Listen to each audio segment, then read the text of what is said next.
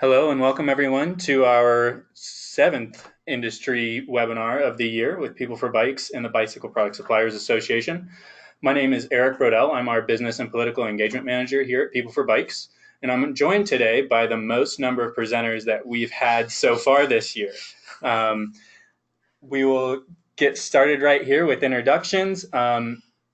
We'll be running through our agenda really quickly, why we merged, some benefits of your membership to our new organization, recent wins, calling out all industry leaders to get involved, and then a short Q&A session of about 10 minutes at the end of all of this.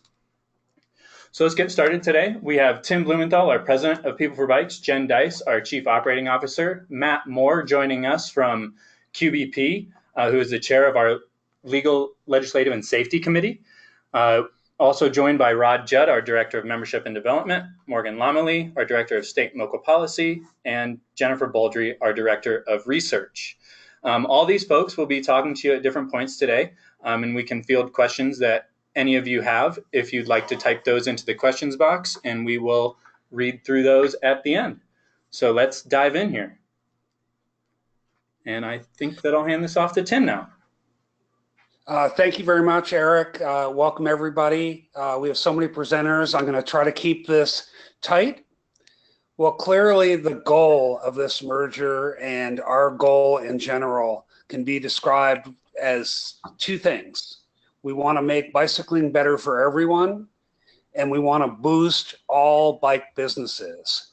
And coming out of the merger that went into effect on July 1, I can say with confidence that we're united, we're bigger, we're stronger, and we need to be all of these things right now more than ever. We need all hands on deck on behalf of bicycling and the bike industry. We need as much expertise, staff, and volunteer power as we can muster.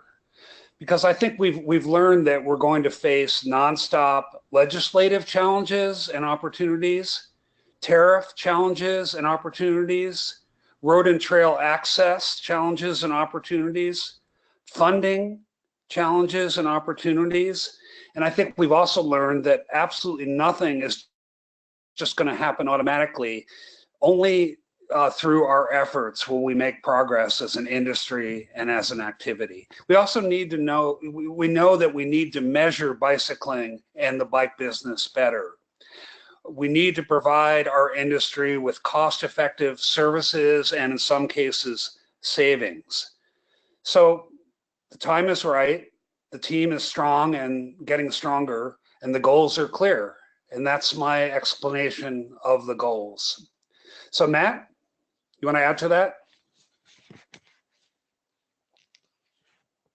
Certainly, Tim, and you stole a little bit of my thunder because we're really looking at our committee level to have people lend their expertise and perspective to our committee work so that we can get a really good consensus and participation from the industry to help execute on the actions we decide to take when the government does something that we need to respond to.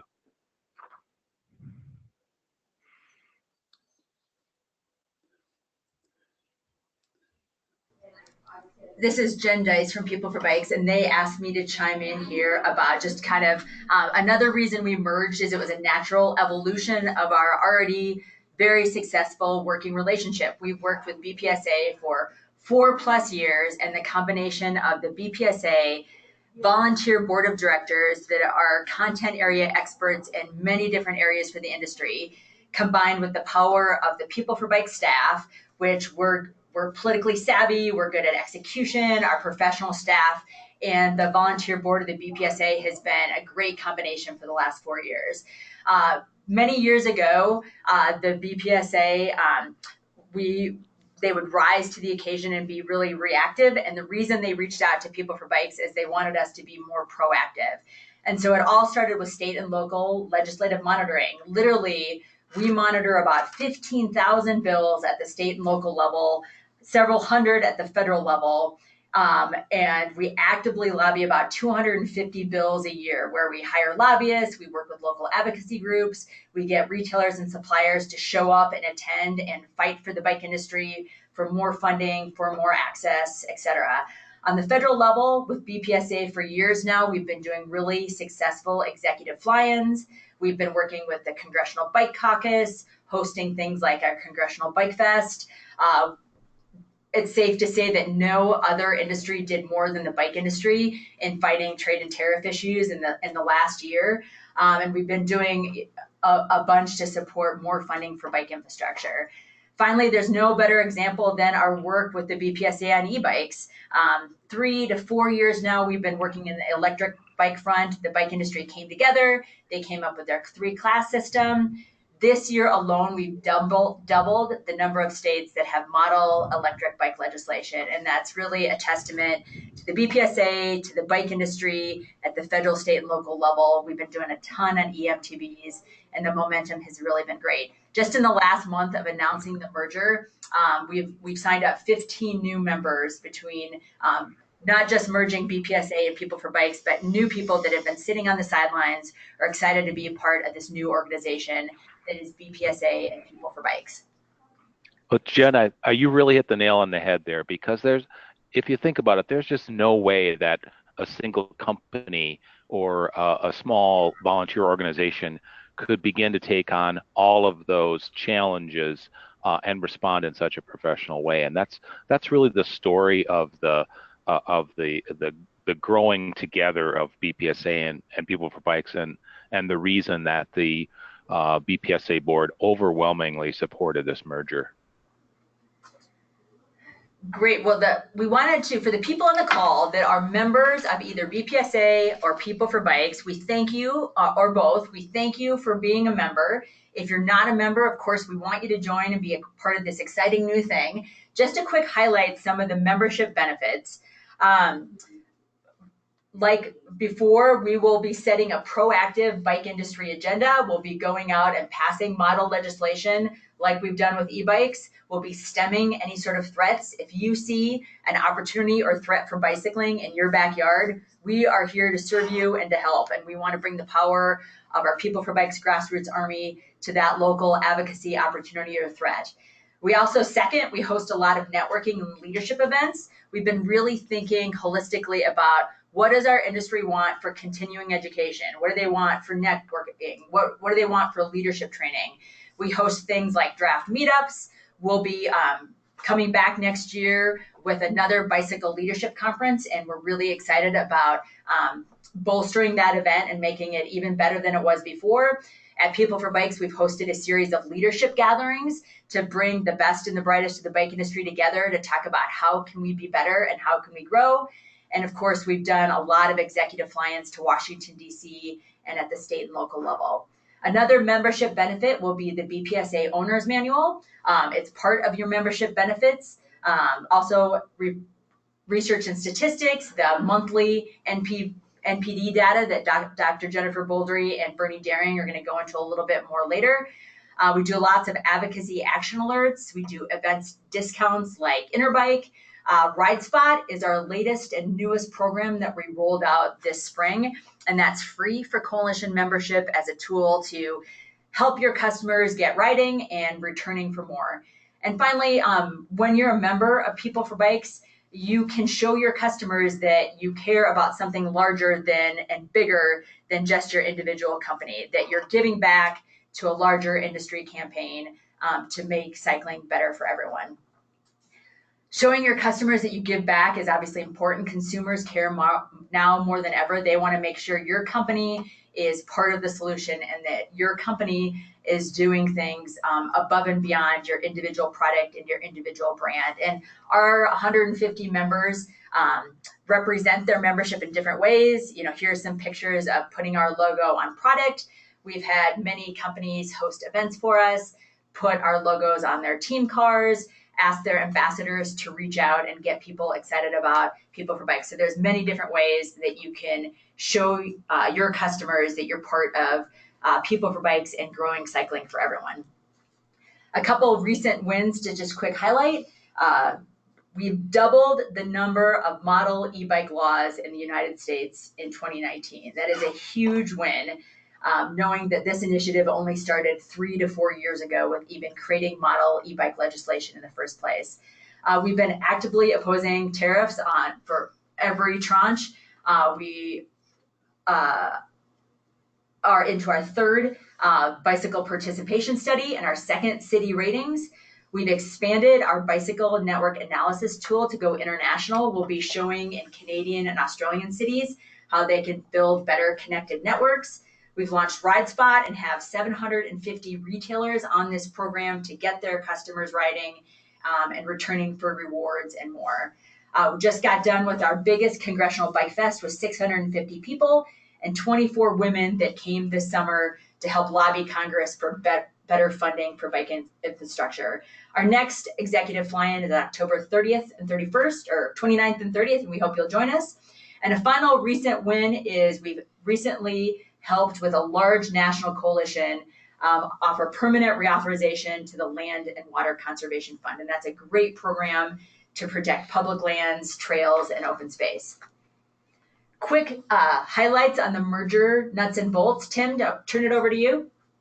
Yeah, sure. I think you can imagine that when you merge one organization that's been around for more than 100 years and another that PeopleForBikes that's grown substantially for the last 20 years, that there are lots of nuts and bolts. But the 4 key highlights that I think everybody on this call needs to know about is that we wanted to maintain the tradition and the knowledge and engagement of industry leaders who have served on BPSA board of directors. And the way that we did that is we've established a BPSA Trade Association Committee, which is essentially the former BPSA board. They'll meet regularly. They'll make sure that the new organization, both staff and volunteers and supporters, that we keep our eye on the ball in delivering all of the programs and the outcomes that people expect.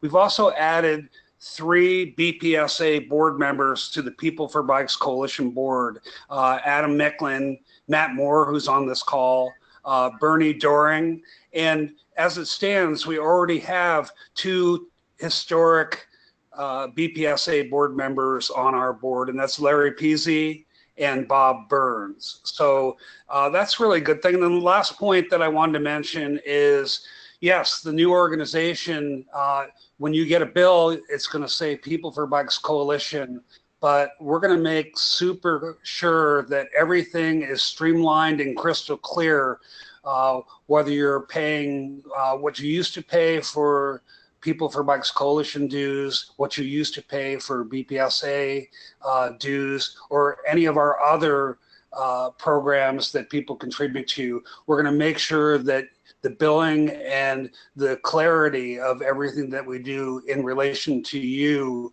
our supporters, is crystal clear. I'll stop there. And Jen, I don't know if you want to add to that or drop into anything else. Yep. So the BPSA Board of Directors, as you knew it the last couple of years, largely remains the same in the Trade Association Committee.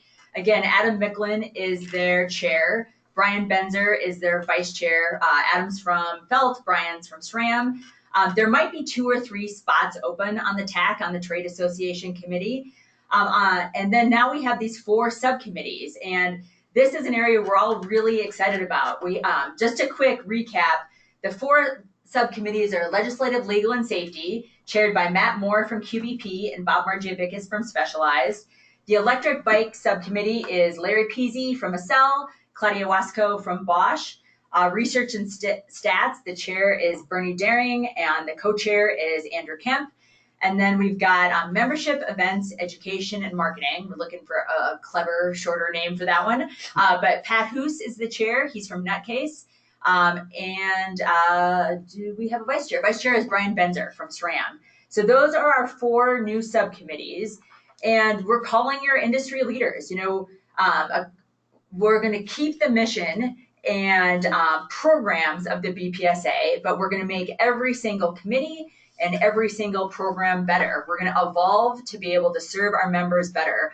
a lot of our work as part of this merger was interviewing other trade associations and seeing what does a modern entrepreneurial trade association do to serve their members, to represent their interests, to grow their consumer base, to improve their businesses, to help their employees grow with continuing education, networking, and leadership training. And so we're all ears how we can make every part of this new merged organization better.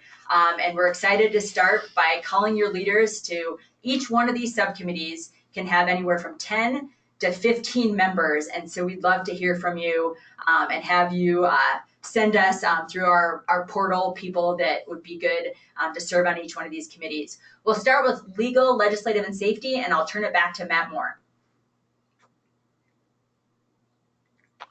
Thank you, Jen. In the words of our chair, Adam Micklin, we need to go faster. There's so many challenges facing the industry, in addition to the things that we worked on over the years at the BPSA, dealing with CPSC regulations, meeting with the agency to try and explain changes in bike technology, dealing with the challenge of the CPSIA, the Reform Act, Prop 65 education. These are all topics that we're going to continue to be working on going into the future. And Bob and myself, we need your help. We're really looking for people in the industry whose companies and jobs are affected by each of these matters to join our committee. Lend us your expertise and your perspective. It's very important that we get a broad cross-section of the industry when considering what solutions will work best for everyone. And then helping to execute on the agenda that we come up with, whether it's helping review and draft changes to the owner's manual that most of the industry uses, helping with the children's owner's manual or the new e-bike manual that we're working on, or going to Washington or submitting comments when there's a tariff challenge that needs an immediate response from the industry. And I've seen over the years in working with Bob and Bob Burns on all of these issues that a small amount of involvement, engagement in Washington can have a big impact across the industry. We saw that with the reclassification of cassettes into a no duty category that helped many companies. So once again, Bob Marchavicius and I are looking for people to step up, join our committee, and help out as we move ahead with People for Bikes. Thanks, Matt. This is Morgan Lomley. I have been kind of very grateful to be involved with the e-bike committee over the last 4.5 years. And the committee was really formed in response to the poor state laws, state by state, for electric bicycles. And one of the things that I think our whole committee is really proudest of is 4.5 years ago, we decided that there was a lot of confusion around what an electric bike was and wasn't, and we came together on the 3 classes of e-bikes that we have today. And the subcommittee really serves the purpose of using the steering of e-bike suppliers and system suppliers boosted by professional staff in order to take that 3-class system. And we've been successful at passing it in 22 states. And my vision and the committee's vision is that in just a couple years, we'll have that passed in all 50 states. And so real change to the market that's helped promote more e-bike riding and more sales. For example, something tangible but anecdotal is in states where we've passed these e-bike laws, sales of e-bikes double or triple within a couple years, which is tremendous growth. So we also are making a ton of access inroads for electric mountain bikes on trails and finding wins across the country at the local, state, and federal levels, either using our 3-class system or really educating land managers on what e-bikes are and their place on public lands. So again, just to reiterate, we're always looking for really on-the-ground knowledge from the suppliers, from the retailers, from the advocates on what's working and what's not for e-bikes, looking to make sure that it's the best environment for people to find a ride and the best environment for suppliers and retailers to sell them. So our committee has been established and is a great model for other newer committees, and we're always looking for voices and people to help us at the local level implement a lot of our resources and our policies.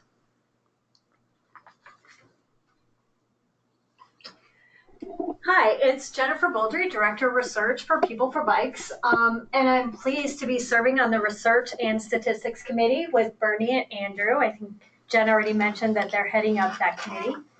Our mission is really super simple. It's to provide the market intelligence that members need to build a strong and growing bicycle industry. And it sounds simple, it's actually pretty complicated work. So we are also looking for the brightest minds out there to help us do that. But our purpose is to aggregate and synthesize research from a variety of sources. So as the BPSA did before, we will continue to provide wholesale and retail data and trends through the NPD.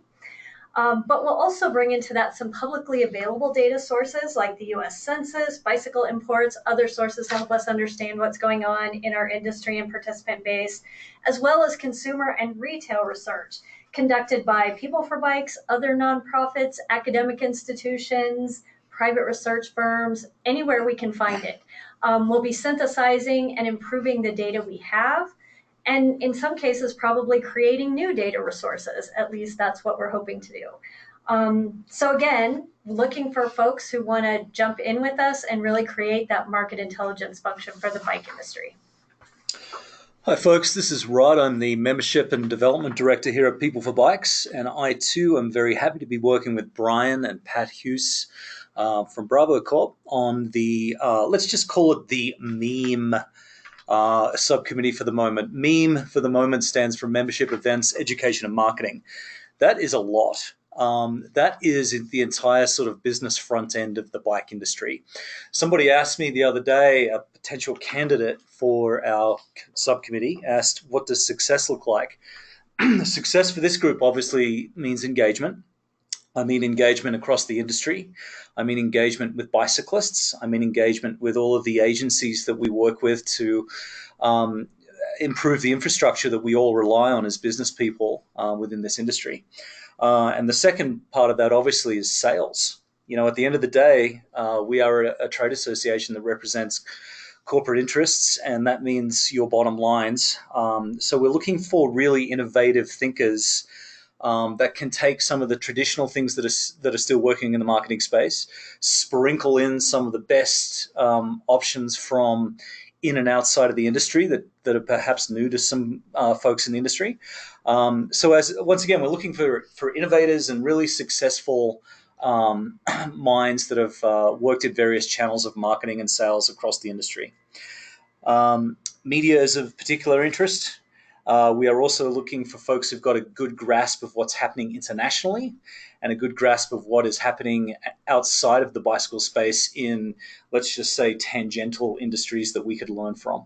So there are some simple ways for you to sign on our website. There's some information on our website under the About Us section. And I encourage you to take a look at the MEME subcommittee. I'm going to continue on speaking about activation in general. How do we get this new larger group that we're working with the BPSA merger? How do we entrench our mission among those members? What I'm talking about is not just engagement with the C-suite folks at your organizations. We're really interested in a full court press into every aspect of the businesses that work in the industry. So I mean working with sales reps. Do the sales associates on the floor of the retail stores that you're selling to, do they understand what People4Bikes does and why it's important to the local community? Do they understand all of the assets and tools that they can leverage to be a part of that community? And so how you connect with that is through the various programs that we have. So you'll see on the slide there's some opportunities to work with us. One thing that's very important to consumers, and we've already touched upon this, is the cause marketing story that our coalition members can tell to their audience with utmost authenticity. You know, it really matters to customers, particularly younger customers now, that the companies that they buy products from, services from, are actually supporting what they believe in. We see this time and time again, and I'm sure you can think of certain brands out there that basically have a whole premise, their whole business premise is about that cause marketing strategy.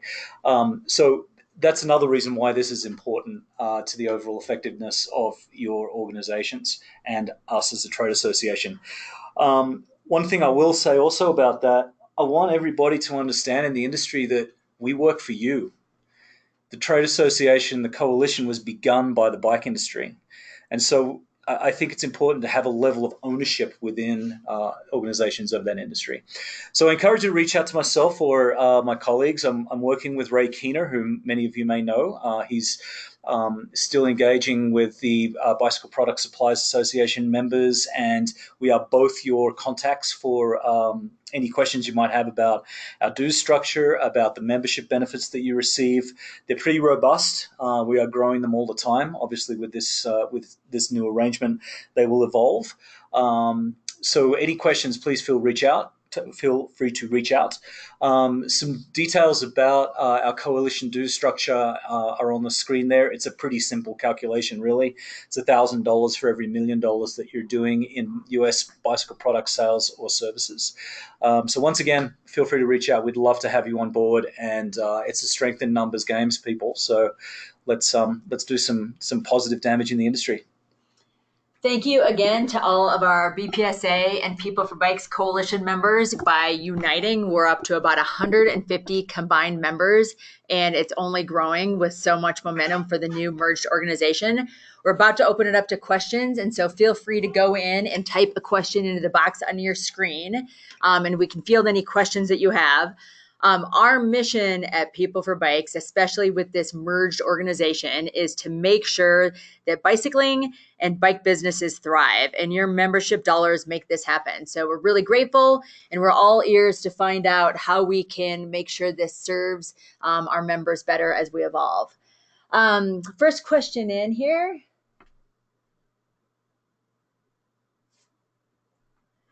It's a question for Morgan on electric bikes. And the question would be related to, is there any way to help when e-bikes get stolen? E-bikes are very expensive. Is there any sort of consumer-facing marketing that you're doing?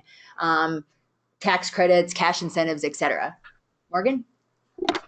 Yeah, great question. Definitely want to incentivize the purchase of electric bicycles, and there's a really exciting bill going through the California state legislature where people of particular income brackets could get at least $2,500 towards the purchase of an e-bike. So that's something we're actively involved in, and purchase incentives are huge on our radar, and we're trying to create models across the state. Maureen, I know your specific question was around People for Bikes and our ability to support whether owners who get their e-bikes stolen and have insurance. We're very active on the insurance side of things. Right now, there are a lot of inconsistencies in how insurance providers cover electric bicycle accidents or crashes or thefts.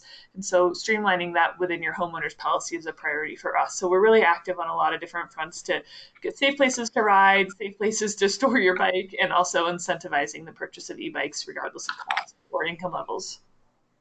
Cool. The next question that came in is, what's the ideal committee member? Like, what kind of industry leaders are we looking for to serve on these committees? For legislative and legal, Alex Logeman on our staff is the professional staff that helps that committee, and he keeps a list of all lawyers at all member companies to turn to. If you have in-house counsel, attorneys you work with very closely, that's probably an ideal person to go on legislative and legal. On e-bikes, Morgan touched on this. Anybody who's in your e-bike realm or product manager, for marketing, education, membership, and events, or MEME. Maybe your marketing director could serve on that, since we'll be doing the Bicycle Leadership Conference, we'll be doing draft meetups, we'll be helping a lot with RideSpot, our new industry engagement tool. Research and stats, Doc B said she wants your best and brightest. So that was her qualification for the sharpest minds to help us slice and dice NPD data and diagnose where are the black holes of information we do not have as an industry that we need to come together to find the funding, to do the research, to help with better data and business industry intelligence. Another question is, do we have a position on electric scooters? We do, actually. You can email Morgan at peopleforbikes.org and get the full position. But the very 15-second version is that scooters are helping cities build out connected networks, protected bike lanes. The best place for scooters are to be in better bike infrastructure, but they need to be managed. There's not a lot of research out there, and cities are trying to get their arms around a really big management challenge, because there's a lot of challenges with scooters as well too. So email Morgan for that position. How many more minutes do we have? Any more questions? I just have a comment on the what does it take to be on the legal and legislative committee? You do not have to be a lawyer. If you're the person at your company that's responsible for compliance and figuring out what to do, once the government does something, product safety, that type of thing, I think you'd be more than welcome on our committee. Thank you, Matt. Well, we want to thank everybody for joining us today for this webinar. If you do have any more questions, you can find my email. My name is Eric Brodell. You can email at ericb@peopleforbikes.org, and we'll get those questions directed to the appropriate people here at People for Bikes. Again, thank you to our coalition members. We couldn't do the great work that we do without your support. Thank you all, and we will see you soon for our next webinar.